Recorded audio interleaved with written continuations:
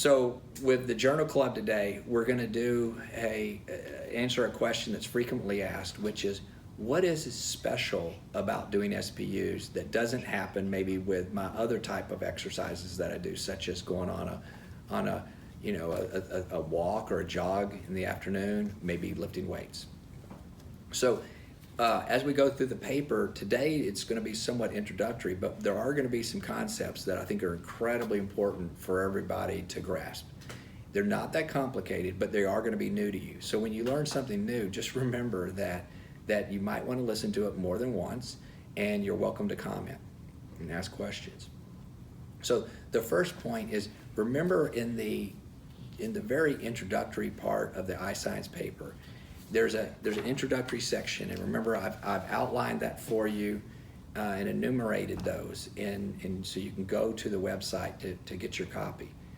Remember that in the introduction we pointed out just a few major points.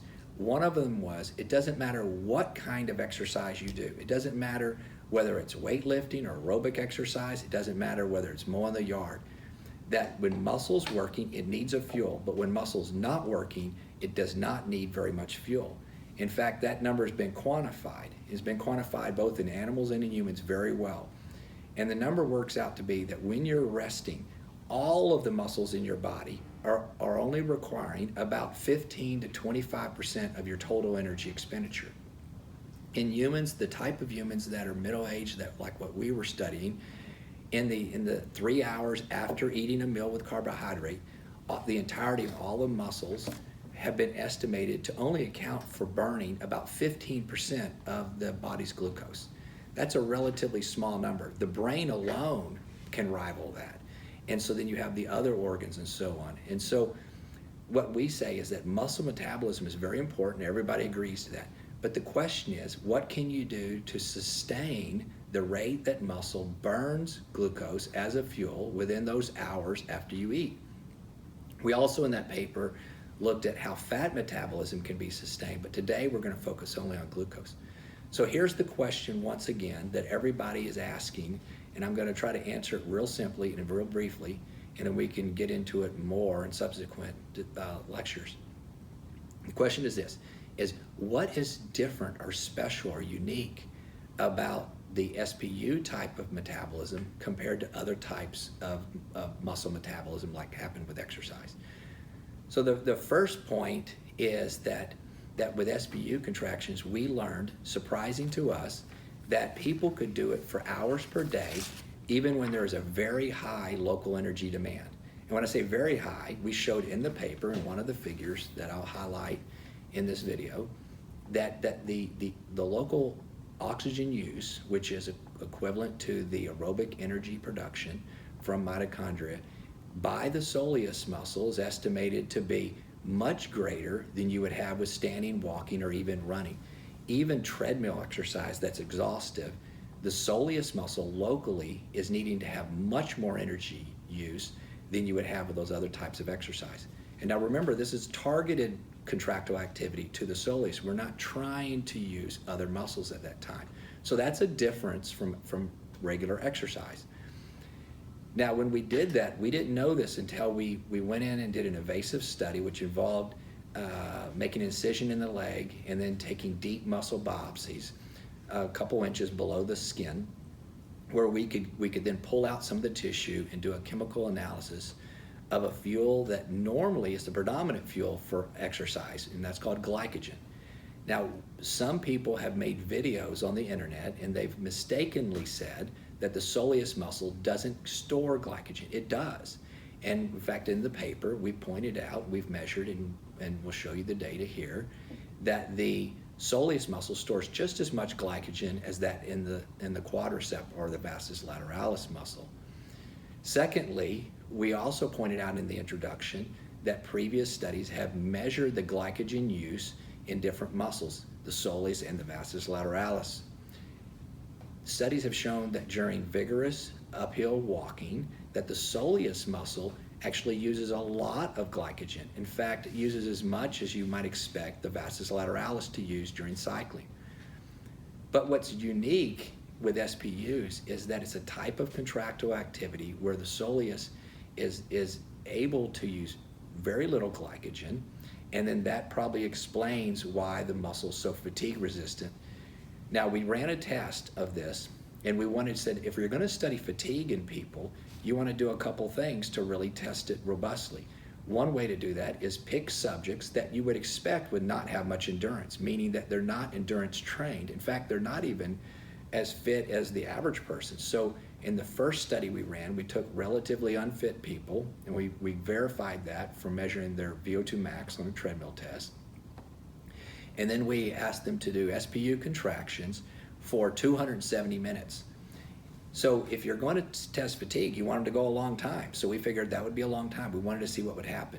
What we noticed was that none of those subjects had any difficulty maintaining this very high rate of local energy demand for the 270 minutes. It didn't get harder as time went on.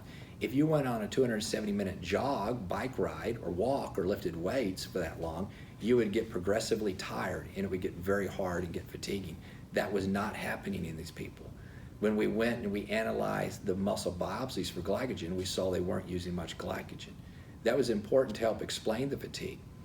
But what that really did was it opened up the door for us to do a subsequent study where we wanted to test if this is true, that the Soleus isn't using much glycogen, but you can sustain contractile activity. Is it possible that if you fed people a high carbohydrate load, such as a 75-gram sugar drink, what would happen to their glucose and insulin regulation in their blood? So another very important principle that is fundamental. This applies not just to SPUs, it applies to exercise, it applies to drugs, it applies to weight loss, which is that the body has about 5 grams of glucose in the bloodstream. And after eating, the blood glucose slowly rises over the first hour, and then it usually peaks around an hour, and then it maybe stays high until the second hour when it starts to come down. And in some people, it might take 3 or even more hours to lower blood glucose. What we did was we did a model where we could test a quantitative test.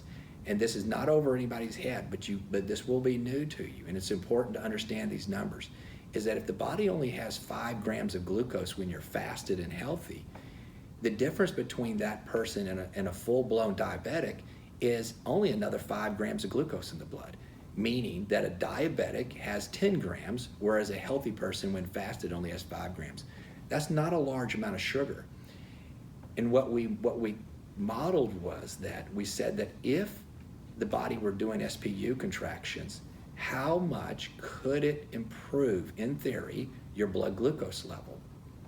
And when we modeled that, we realized that the SPU contractions just might be enough, meaning that it could be a small muscle mass of only 1% of the body weight could be sufficient if, and this is a big if, is that if that muscle could utilize blood glucose as a fuel instead of muscle glycogen.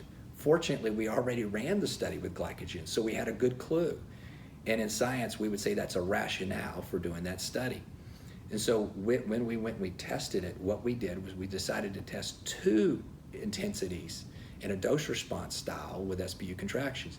This clears up another misperception that we've frequently seen in some videos appearing on the internet by Ph.Ds and M.Ds. And that was, they said, well, we're not sure if you have to do 270 minutes of contractions to get a glucose lowering. We said, no, that was in the first study. It was very clearly explained, but that's okay. And that's why we're talking today.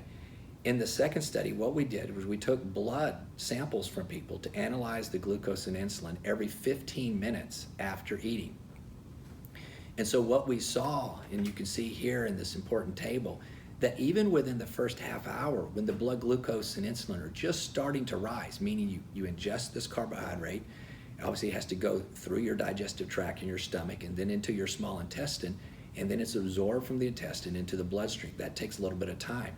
That's why the blood glucose is starting to rise at a half hour. But notice at this very earliest point, you already see a very measurable reduction in the rise in blood glucose and insulin as a result of doing SPU contractions. And you can see that it's a little bit more of a benefit when with this SPU2 trial compared to the SPU1 trial. The difference is that the SPU2 trial was working at at about twice the Soleus metabolic rate of SPU1. And so then you can see that the SPU2 trial is better. And so now this raises another misperception that we've seen in some videos from some PhDs and MDs, which is they would say things like it takes not only 270 minutes, which clearly it doesn't from this data, it's happening almost immediately. But what we would also say is that they would say that, well, then any type of leg shaking, I've heard some people describe it as fidgeting or leg bouncing, or some people have asked the question about what would happen if I just wiggled my arms or something like this. And we'd say, well, you don't want to forget everything else that we've been talking about for the last 5 minutes, is that this is a distinct movement of the soleus, and it's very energetically demanding locally in the soleus. In other words, it's a high oxygen consumption, higher than you can achieve even with treadmill exercise, intense treadmill exercise for that muscle group. And so that's not something that happens during these light activities. You wouldn't see this glucose and insulin lowering to this degree with lighter activity. And even we're showing that SPU1 is not lowering glucose and insulin as much as you see in SPU2. So there's a dose response. It's just like if you took a pill. Sometimes you take half a pill and you're going to get a smaller effect than if you took a whole pill. And so what we don't want people to think is that any movement counts, because if you lower it now to only a tenth of the pill, you're not going to get any meaningful benefit. So if you have a headache, you're not going to go and shave off just a corner of a baby aspirin and expect it to really help with a migraine headache. You want the whole pill.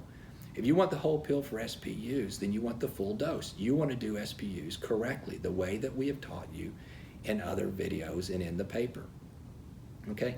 And so then the final point that I'm making with this is that during these SPU contractions, notice that the glucose and insulin are not only lower in that first 30 to 60 minutes, but notice that it remains lower throughout the whole 3 hours. That's very, very important. Let's just talk about insulin for a second. Notice that the insulin concentration is as much as 70% lower in this third hour. That's a very important point, because after you eat carbohydrate, you want your insulin levels to go up only enough that it will help keep your blood glucose in check. And notice that with SPU contractions, you only need about half as much insulin as you would need if you were sitting inactive. This is very, very important, because there are a lot of people who are trying to restrict their amount of carbohydrate that they're eating because they don't want the negative effects of insulin on their body. That's reasonable, that's logical. What we would also say is that you want to keep insulin low, then you also want to add something else to that throughout the day, which is the SPU contractions. And so now we have the lower glucose that begins quickly. We have a sustained lowering of glucose and insulin. Now, the final question that people have been asking is, well, can't I get this effect from something else? And so the short answer is read the discussion.